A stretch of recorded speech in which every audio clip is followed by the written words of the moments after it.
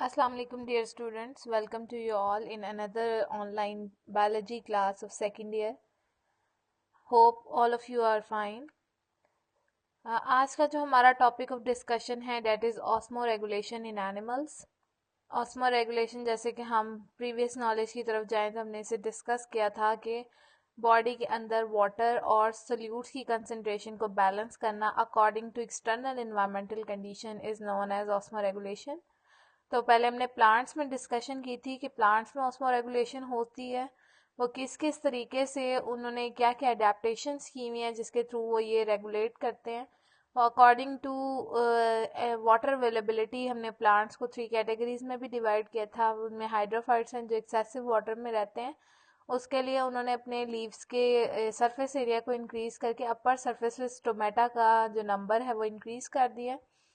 इसी तरीके से कुछ हैं जो मेसोफिटिक इन्वायरमेंटल कंडीशन में रहते हैं जिन्हें मॉडरेट अमाउंट अवेलेबल होती है वाटर की, और अगर वाटर अवेलेबल हो तो ये स्टोमेटा को ओपन करके ट्रांसपायरेशन रेट इंक्रीज कर देते हैं, लेकिन अगर वाटर अवेलेबल ना हो तो ये स्टोमेटा क्लोज कर देते हैं ताकि ये ट्रांसपायरेशन रेट रिड्यूस किया जा सके. और थर्ड टाइप आपने पढ़ी थी जीरोफिटिक होते हैं.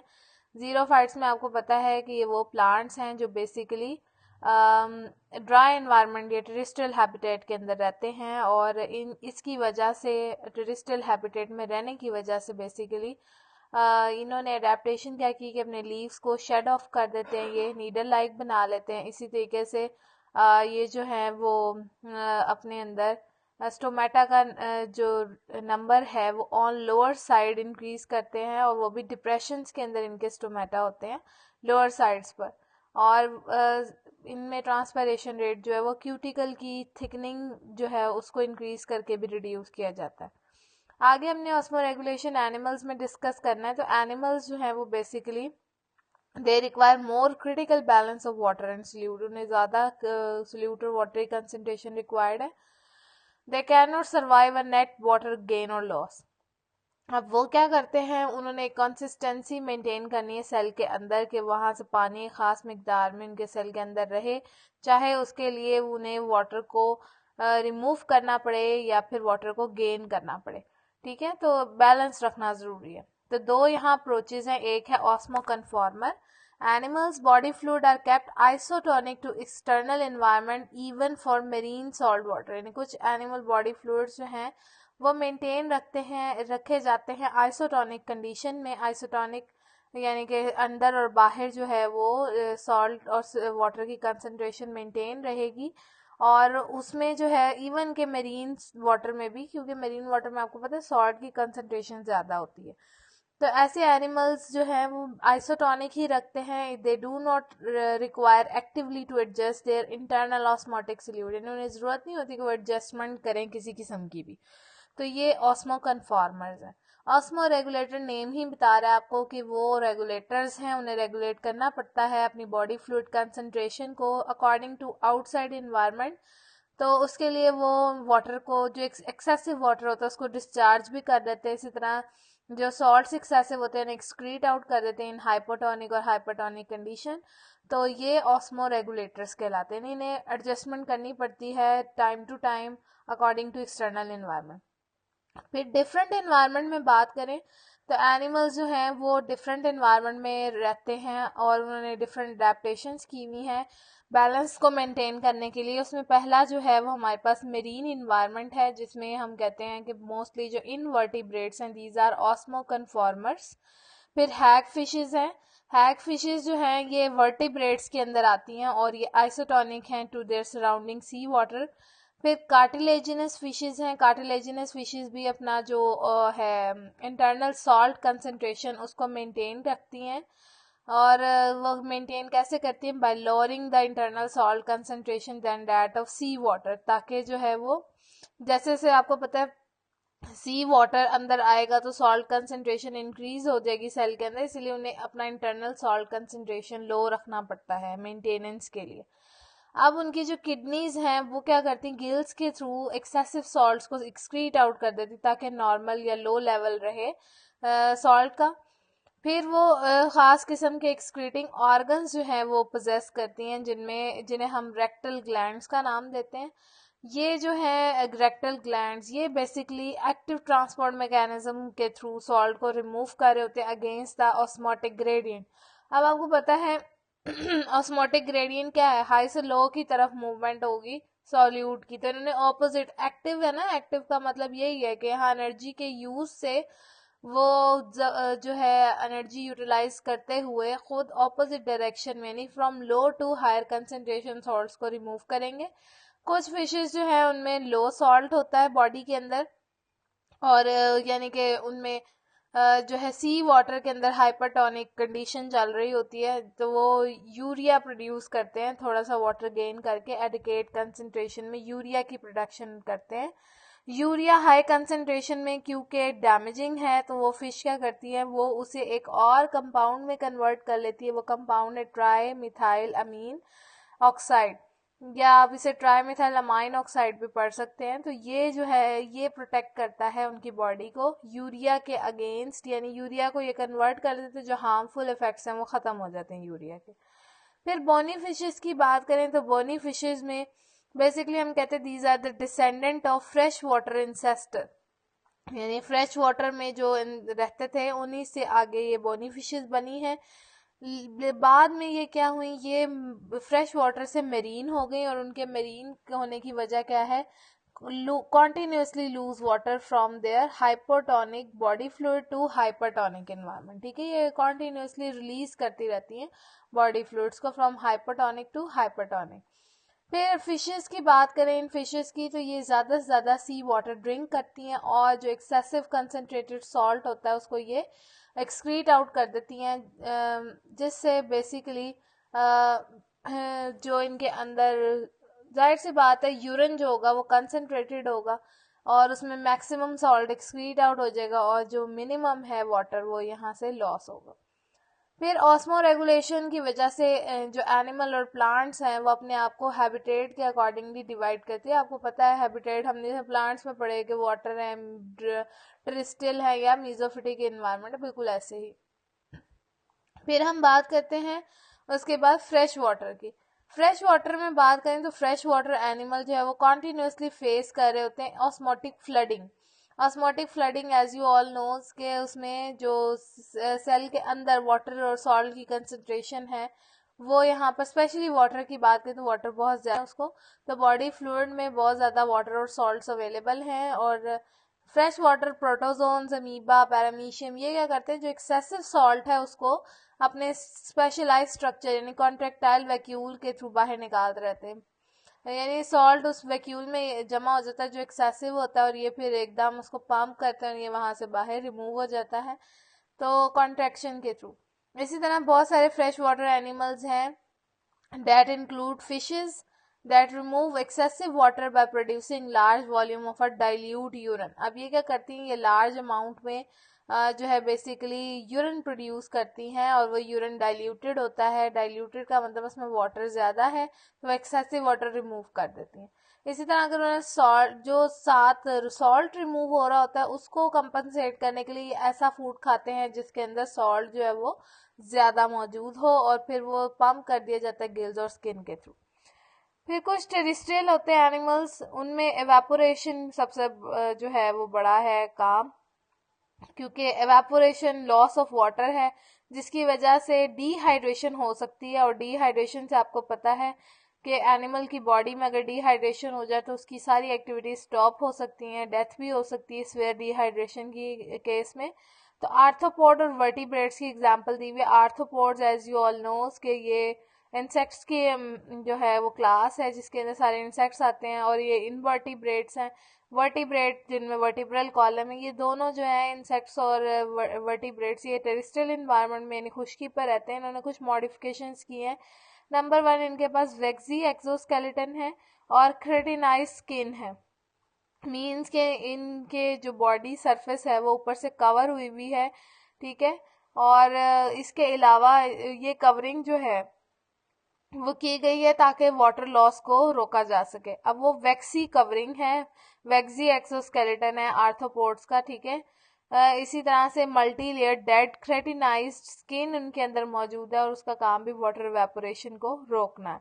फिर मॉइस्ट फूड है, मॉइस्ट फूड का मतलब है कि ये वो ज़्यादातर क्योंकि ड्राई इन्वायरमेंट में रहते हैं, टेरेस्ट्रियल इन्वायरमेंट वाटर बहुत ज़्यादा अवेलेबल नहीं होता, तो ये मॉइस्ट फूड खाते हैं। मॉइस्ट फूड से ये होता है कि इनको वाटर की जो डेफिशिएंसी है वो कंपनसेट हो जाती है, ठीक है, वाटर लॉस कंपनसेट हो जाता है। फिर टेरेस्ट्रियल एनिमल में दो तरह का बिहेवियर जो है आप कह लें अडेप्टेशन, एक मेटाबॉलिक होती है और दूसरी बिहेवियरल होती है अडेप्टेशन। उसमें पहला जो है वो बताया हुआ है feeding on seeds having more carbohydrates, ठीक है, मतलब कुछ डेजर्ट मैमल है जैसे कैंगरू रैट की हम एग्जांपल लेते हैं, वो सरवाइव करता है विदाउट ड्रिंकिंग वाटर, वो पानी पिए बगैर ही सरवाइव करता रहता है। और उसका एक रीजन क्या है कि बेसिकली वो ऐसा प्लांट्स खाते हैं, डेजर्ट्स प्लांट्स के सीड्स स्पेशली, कि जिनमें उन्होंने वाटर को स्टोर किया हुआ होता है, तो इस तरह उनमें, या आप कह लें कि उसमें बहुत ज़्यादा कार्बोहाइड्रेट्स होते हैं, और ज़्यादा कार्बोहाइड्रेट्स होने की वजह से ऑब्वियसली वो वाटर ज़्यादा प्रोड्यूस करेंगे ड्यूरिंग मेटाबॉलिज्म। तो वो क्या करते हैं, वो मेटाबॉलिज्म के दौरान वाटर ज़्यादा प्रोड्यूस करवाते हैं, और वो जो है बेसिकली कार्बोहाइड्रेट की डिग्रेडेशन से हो डिकम्पोजिशन से हो रहे होते हैं। आप उसे डिग्रेडेशन ही कहेंगे क्योंकि उसमें कॉम्प्लेक्स कार्बोहाइड्रेट टूट जाते हैं और बेसिकली आगे वाटर प्रोड्यूस होता है जो कि उनके लिए इम्पॉर्टेंट सोर्स है। फिर प्रोडक्शन वो करते हैं कंसनट्रेटेड यूरिन की जो प्रोडक्शन है उनकी कंसनट्रेटेड होती है, जो किडनी प्रोड्यूस कर रही होती है। और किडनी में आपको पता है असेंडिंग और डिसेंडिंग लूप ऑफ हेनले होता है, हम आगे स्ट्रक्चर भी पढ़ेंगे किडनी का। बेसिकली उसकी वजह से ये ज़्यादा से ज़्यादा जो है वो रीएब्जॉर्ब करते हैं वाटर को, ताकि वाटर लॉस कम हो सके। फिर एंड हाइड्रोबायोसिस का एक फिनोमेना है, ये बहुत ज़्यादा इंपॉर्टेंट फिनोमेना है, ये शॉर्ट क्वेश्चन में भी इंपॉर्टेंट है कि टेरेस्ट्रियल एनिमल डिहाइड्रेशन को टॉलरेट कर सकते हैं, ठीक है। टॉलरेट करने का मतलब ये है कि जितनी मर्जी डिहाइड्रेशन हो जाए, इनमें एबिलिटी है कि ये उसको टॉलरेट कर लेते हैं। तो ये करेक्टरिस्टिक्स एनहाइड्रोबायोसिस कहलाती है, ठीक है। जैसे कैंगरू रैट की एग्जांपल दिए कि वो वाटर को कंजर्व कर लेता है, तो ये एनहाइड्रोबायोसिस की वजह से इन्होंने कुछ अडेप्टेशन किए कि डिहाइड्रेशन जितनी भी हो ये उसको टॉलरेट कर लेंगे। फिर आ जाता है एक्सक्रीशन। एक्सक्रीशन की बात करें तो बेसिकली जो रिमूवल है नाइट्रोजिनस वेस्ट की फ्रॉम द बॉडी, उसे हम एक्सक्रीशन का नाम देते हैं। उसमें जो वेस्ट मेटाबोलाइट्स हैं वो एलिमिनेट हो जाते हैं, और ये वेस्ट जो है वो ज़्यादातर नाइट्रोजीनस इन नेचर होते हैं, तो हम इसे एक्सक्रीशन का नाम देते हैं। इसमें हम सबसे पहले एक्सक्रीटरी प्रोडक्ट्स की बात करते हैं जो एनिमल्स में एग्जिस्ट करते हैं। उनमें उन्होंने बताया कि ज़्यादातर एनिमल्स या जो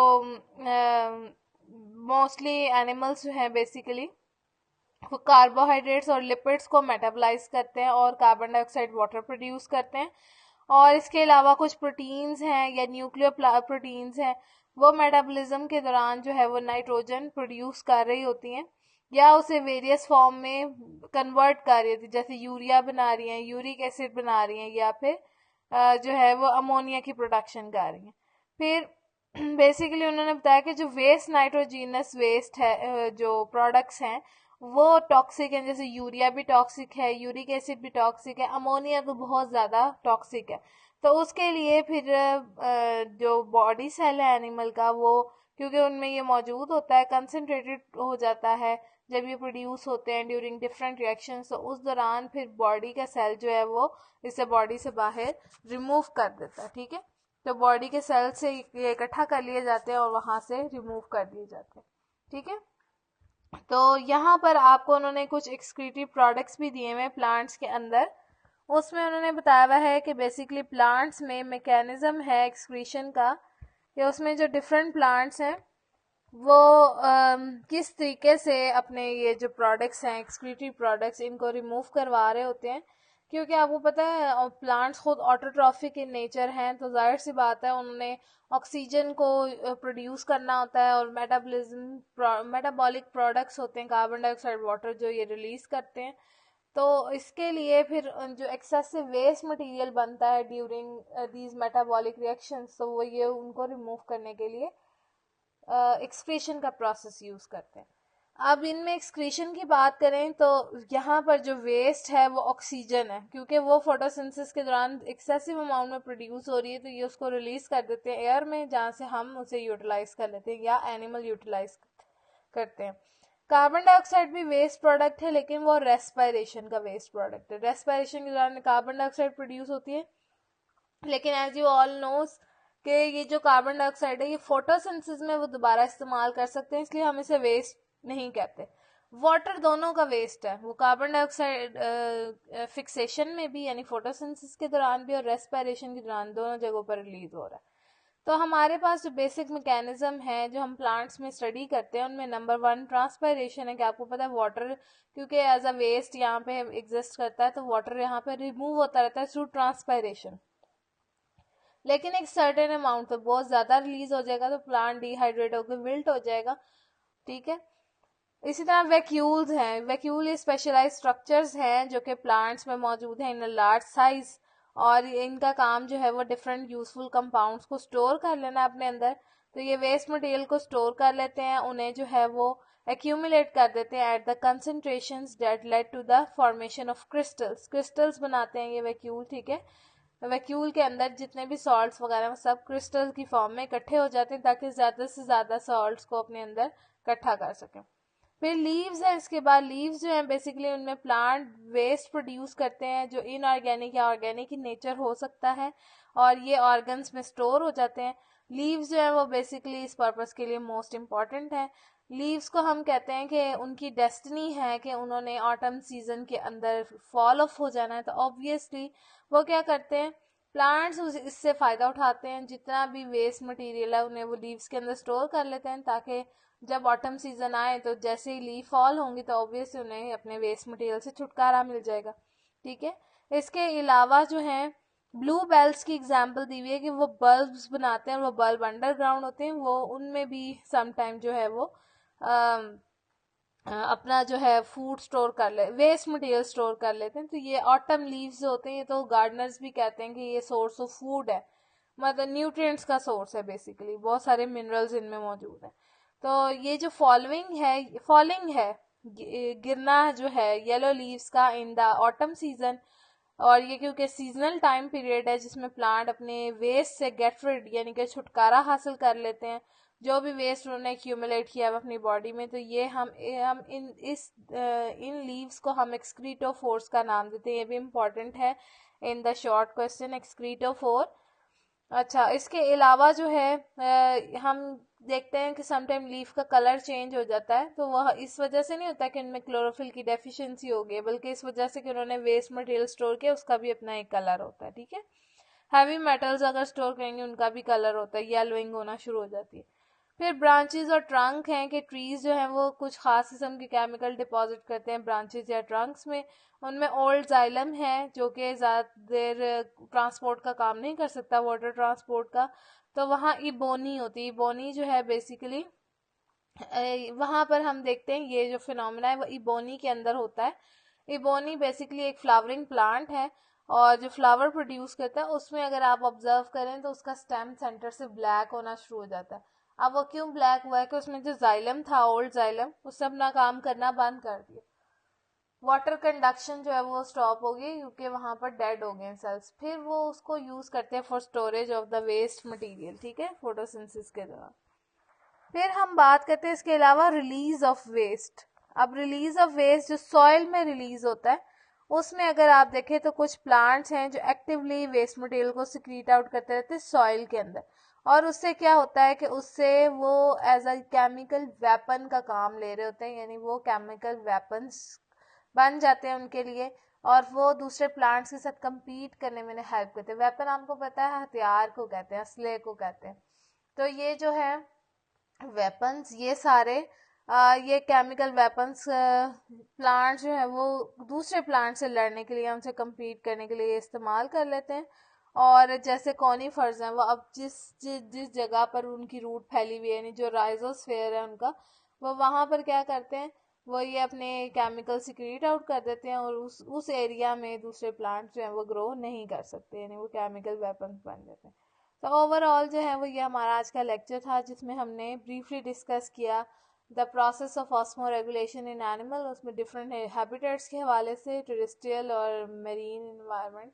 फिर हमने डिस्कस किया एक्सक्रीशन को, एक्सक्रीशन की journal introduction chemical products for excretion in plants and animal, और एज वेल एज हमने थोड़ा सा डिस्कशन प्लांट्स के अंदर भी एक्सक्रीशन को कर लिया है। तो इसको आपने अच्छे तरीके से याद कर लेना है। ये इनमें से शॉर्ट क्वेश्चन ज़्यादातर बन जाते हैं, वैसे excretion in plant long question के तौर पे भी आ जाता है, ठीक है। तो ये से आप अच्छे तरीके से प्रिपेयर कर लें। Thank you so much.